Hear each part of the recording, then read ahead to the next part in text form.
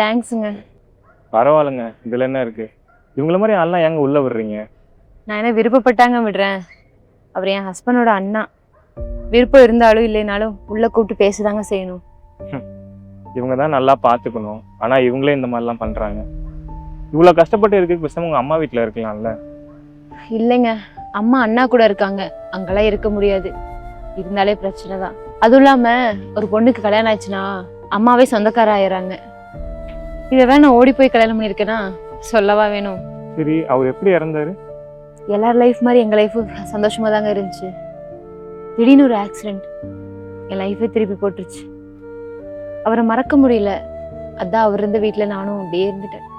கேட்குறேன்னு தப்பா நினைச்சுக்காதீங்க. இன்னொரு லைஃப் பத்தி ஏன் நீங்க யோசிச்சு பார்க்கல? என் ஹஸ்பண்ட் இடத்துல இன்னொருத்தவங்களை வச்சு பார்க்க அம்மா கூட சொல்லுவாங்க. ஆனா எனக்கு அந்த மைண்ட் கூட இல்லைங்க. இங்க பாருங்க, இந்த லைஃப்ல யாரையும் ரீப்ளேஸ்லாம் பண்ண முடியாதுங்க.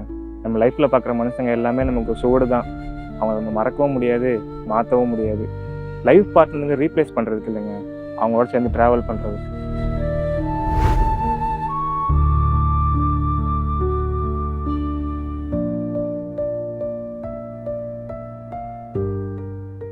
என்னை அப்பா மாதிரி பார்த்துப்பல்ல? அதெல்லாம் முடியாது. ஒரு பேச்சுக்காக சரின்னு சொல்லலாம்ல.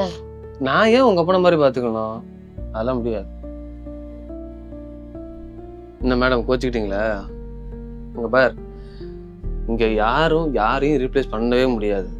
லைஃப் பார்ட்னருங்கிறது லைஃப்ல டிராவல் பண்றோம், அவ்வளவுதான்.